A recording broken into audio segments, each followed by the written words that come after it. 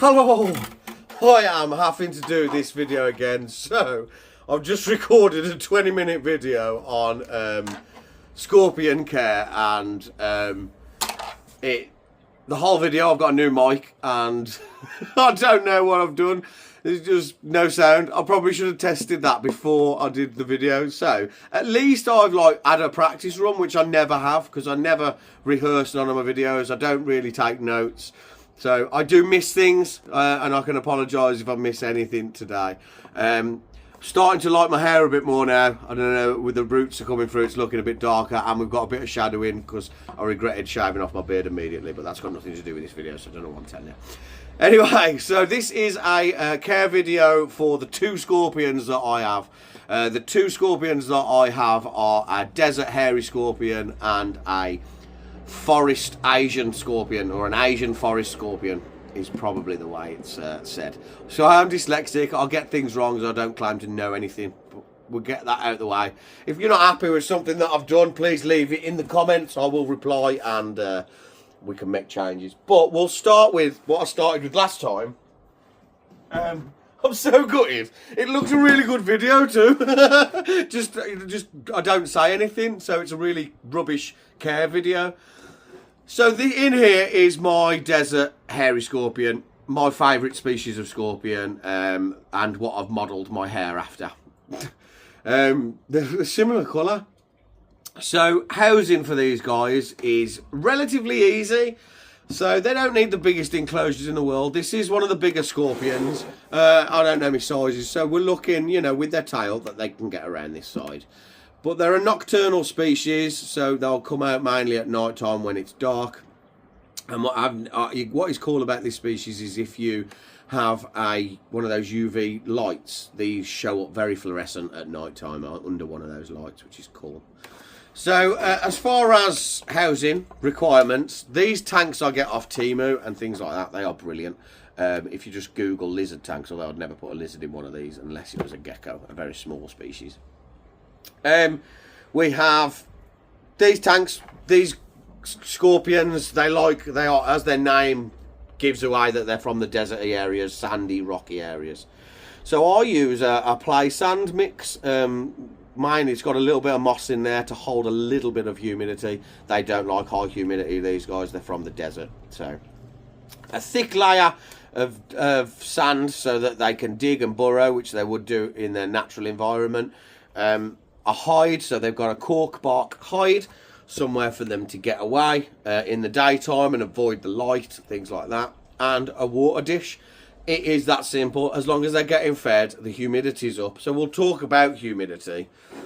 These guys don't like it humid, and good ventilation. So these tanks, a good thing with these tanks is they have a mesh lid. So it allows moisture and things to evaporate, and you can, if you spray less, you'll have a less humidity. We'll see if we can find this guy. And I know he's in here because I just found him. So I just stopped the video. Handleability. Now, the whole time I did the last video, this guy did not move. Let's bring you closer now. So the whole time I did the last video, here he is. This is the desert hairy scorpion. He did not move a muscle. He sit there and froze and was like, all right, this is my last line of defense. I'm just not going to move. I'll put my other hand here because they can bail as well. They don't seem to grip as well as the forest scorpions. So diet. These guys are carnivores, or insectivores, is it? Or is it just carnivores? So they eat meat. They are a predator. They use those claws at the front to catch. They have a big set of claws at the front that are used to grab their prey items, and then their mouth parts are very similar, so that they have another set of claws that will drag and rip the crickets apart and things like that and put them into their mouth parts. Well, that is their mouth parts. So yeah, crickets around the same size as their claws I like to feed, so that I know that they can take them down. These do have a really meaty set of claws. I think that this is just an absolutely stunning species, and you can see we have the same hairstyle. Insects, they can vary, so if you can get small enough hoppers, things like that, they'll take. Flies, anything the same sort of size as their claws, they'll grab and have a go at. She's still got one cricket in there, I can see it's doing pretty well. It looks a little bit bigger than what I put in there. But yeah, a wicked species. Temperature, and obviously we've gone over humidity. Temperature for these guys is around 24 to 31, 32 tops. That sometimes will require a heat map. My areas over here are all over room temperature, really, so that I'm about 26, 27, so I don't require heating. But heat mats and things like that are good for these species. So heat mats set to around 27 degrees, 20, 24, 25, 26 on one side of the enclosure. And obviously if you are heat matting, you will need a thermostat. Get that thermostated, because you don't want to leave just a heat mat on its own. They'll just get hotter and hotter. And I only cover half of the tank, so that if the animal inside wants to get out of the heat, they can, which is important. Oh, didn't do this at all in the last video, just acted dead. She'll just be trying to find her home and get back to it. So yeah, that is the heating requirement. I'm quite fortunate where I don't have to heat these animals. I keep them low down where it's a little bit cooler. In fact, temperature rises. But a wicked starter species. Now these scorpions do get a fair size, so from about my finger to finger. I don't really know sizes that well. A good 6 inches maybe. And that's why I like them. Handling, I wouldn't recommend handling these guys as much as, say, the forest scorpions. They can be handled, don't get me wrong, but they stress out a lot easier than some scorpions. And they are venomous. They do have a sting, and I'd put it closely to a bee sting. And with all venoms, people can have reactions. A child getting stung by this scorpion would be different to an adult getting stung by this scorpion. So more painful for a child, and yeah, it could do more damage. They're not known as a deadly species. No one's ever died by one of these, but you can see her trying to pinch me now. I just put my thumb there, and she's like, "I'll have a go." She's being a bit braver than she was in the last. And you can see that stinger is right up, ready to go. I love it. I love anything with a bit of luck. That's a full defensive posture. Stinger right up in the air, body right up in the air, and claws right open. So this video is actually better. She's got, oh, look at that. That is pure. I'm going to get you if you carry on. So we'll pop her back, not to stress her out anymore. She's gone. And she's gone straight back in her hide. But a wicked species. Still a good starter species if you want to get into scorpion keeping. I'd recommend these guys and the forest scorpions more than your emperors. But if you are looking for a scorpion as a pet to look around and feed, you don't see it that often. I have caught her eating once, but I've never got a camera on me when I'm doing it.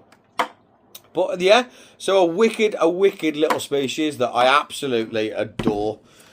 And now we'll look at the forest Asian scorpion I've got. So this guy didn't stop moving when I got it out last time, so I expect the same. But we will go over tank and things. You will see it's completely different setup. These guys like a higher humidity. They are from the forests, which do hold a lot of humidity. So substrate, we have eco earth. A thick layer of eco earth, so they do like to burrow. And on top of the eco earth, I've got a good layer of moss to help with humidity and keep humidity in there. These guys get sprayed every day, whereas the Asian forest, the desert hairy scorpion, would be once a week. These are every day. Make sure their water bowl's full. I'll keep a deep water bowl, but I cover moss in it, so it allows her to get out of it if she found herself trapped in there. And then natural plants and things like that to help assist with keeping humidity up. A cork bark hide, and again, good ventilation. Same tanks, good ventilation with the lockable doors, swing-proof doors that open from the front and from the top. They're a brilliant little tank and quite affordable, so amazing. We'll see if we can find him or her. Yeah, she hadn't got far from when I'd done the last video. I was gutted. That last video looked really good, and I know that I won't like this one as much, or I'll have missed something out. I do not rehearse any of my videos. So this is a forest Asian scorpion, or an Asian forest scorpion. And these are the bigger species of scorpion, one of the biggest. Again, with those big meaty claws at the front, they will use those for catching their prey, ripping apart and eating. Stingers more as a defence, so if you come near me, I've got one, I can use it, and you can see I've just blew on him by accident. They can sense me talking as well, and she's ready to go. That stinger's right up, she's saying, don't mess with me, I can't. Look, as soon as I put my thumb there, the stinger's up. So these do have a good temperament like that, and she's curled up now looking for somewhere dark.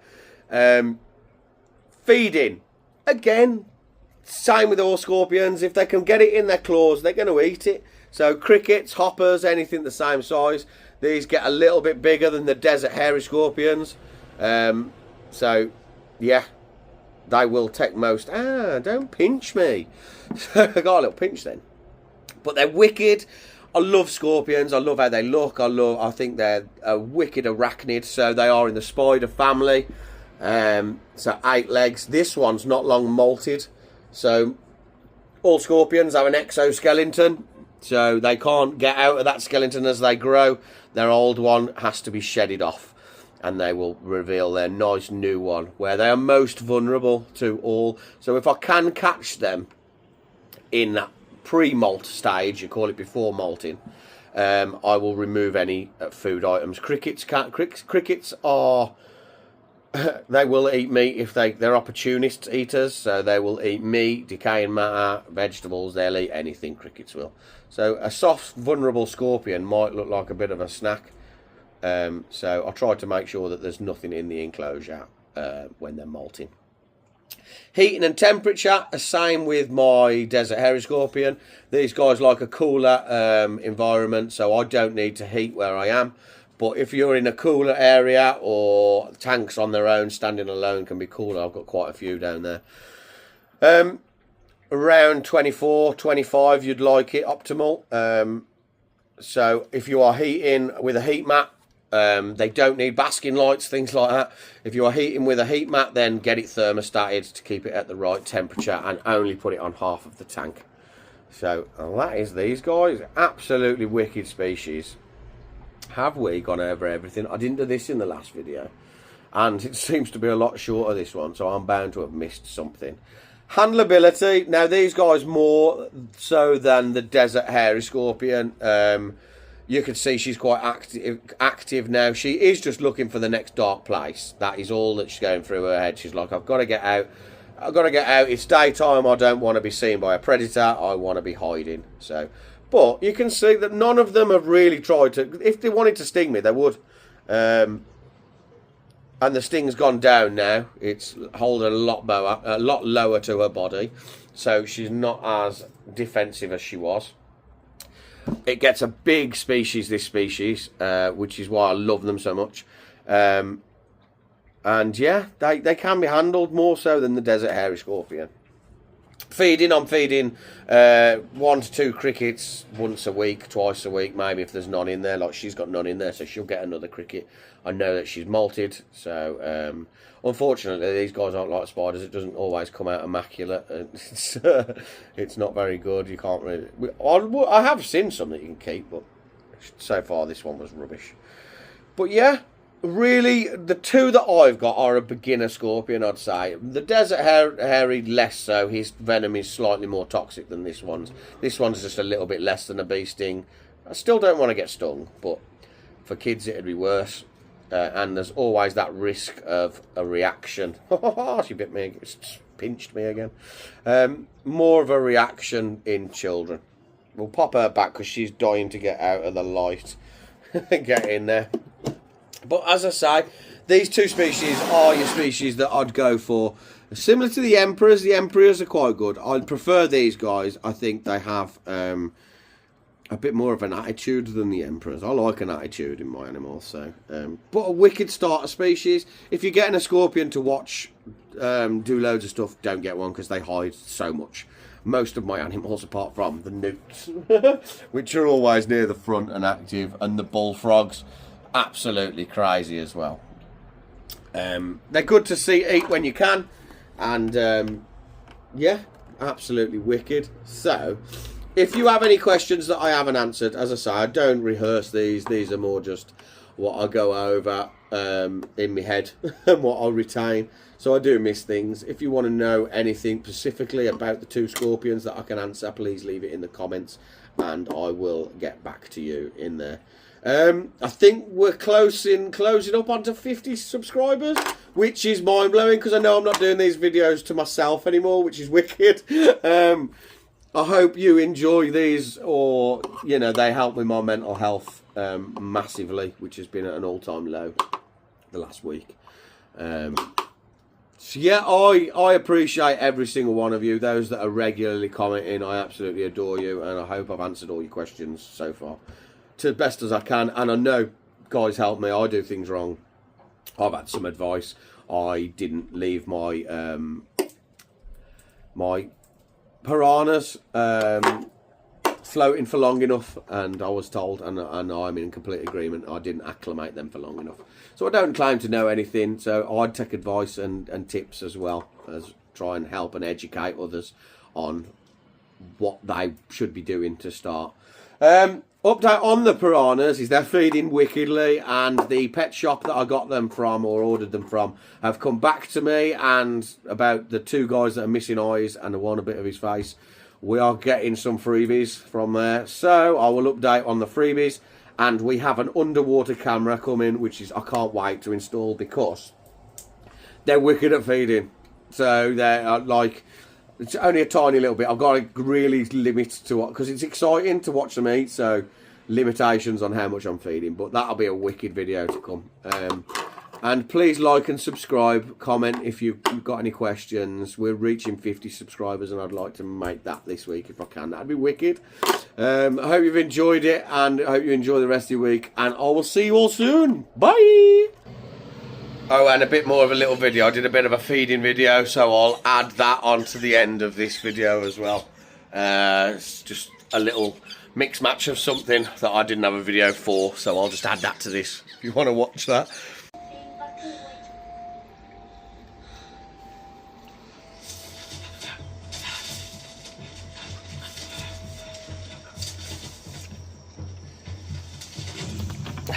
Just trying to give the bullfrog some food. I think you're done for, Mr. Locust. Yep. I try and vary the bullfrog's diet as much as I can, and it's been a quiet weekend, so I broke a tank the weekend. I was doing a clean on the middle tank on the newts, and it needed a really good clean, and I dropped the tank. So I took all the fish out, took the water out, put them in a bucket, and yeah, we had a bit of an accident. So this was the old rock tank. Unfortunately, we've had to rescape it and use it for the newts, but I actually quite like how I've set up. So all the plants are now behind the log, and we've got this big open space for feeding, because you might notice we've had some more fish. So I've added some of these fish to it, and they're doing really well in here, to be honest. They're all ready for food, they're all at the front. So we've given the bullfrog his food, so we shall move on to these guys. I've got them some bloodworm. I shall go and get it. We have a lot of bloodworm now because there's quite a lot of things in here.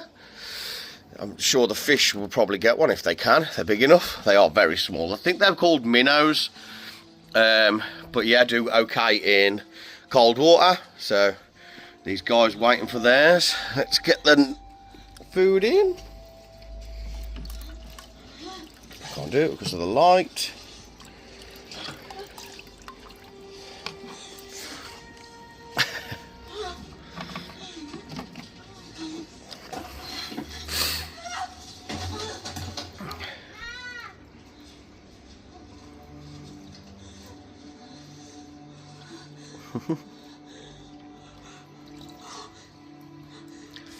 They'll find their way there.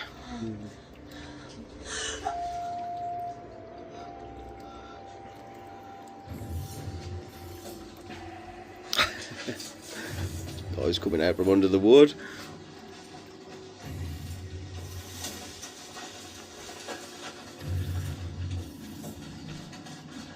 Yeah, it's really unfortunate that this guy's still eating. I dropped the tank whilst cleaning it and just cracked the corner, so it was no longer watertight. So luckily we had the rock tank as a backup, but I couldn't get all the decor in it with the rock background that I've done, so you can see there's still a bit that I couldn't get out. Unfortunate, but at least this tank matches the other ones, because I didn't have this bottom frame. I think that's why I broke it, because it protects this edge, and as I put it into the sink to clean it, it cracks the, well, it did slip and crack the corner. Big T's out. Hello, girl. Oop. She's webbing up the front. I think she's getting ready to molt now, finally. And all the other guys are doing okay. We are going to do the care guide for these two. But yeah, these tanks are looking really cool. They will polish up all that bloodworm. I guarantee there'll be nothing left. I think I cleaned my filter as well, and I think my pump's going at the back, so I've got a replacement coming in the next few days. The water is trickling out of there, and I've cleaned it all and spruced it all up, and it's just, I think the motor's burnt out in the pump. It's very slow, very sluggish, and not a lot coming out. I'd moved all the plants, so I know it weren't a plant issue. Cleaned the filter, which was quite caked up, but it does when you've got a large volume of animals living in one tank. They're doing that scene off, what's that, that where they're with the spaghetti? Oh, what's that called now?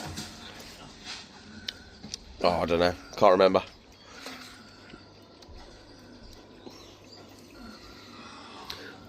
Got a belly, Mr. Fatty. The bullfrog, from looking at pictures of when we first got him, he has doubled in size. But yeah, we will crack on with a care guide for these two.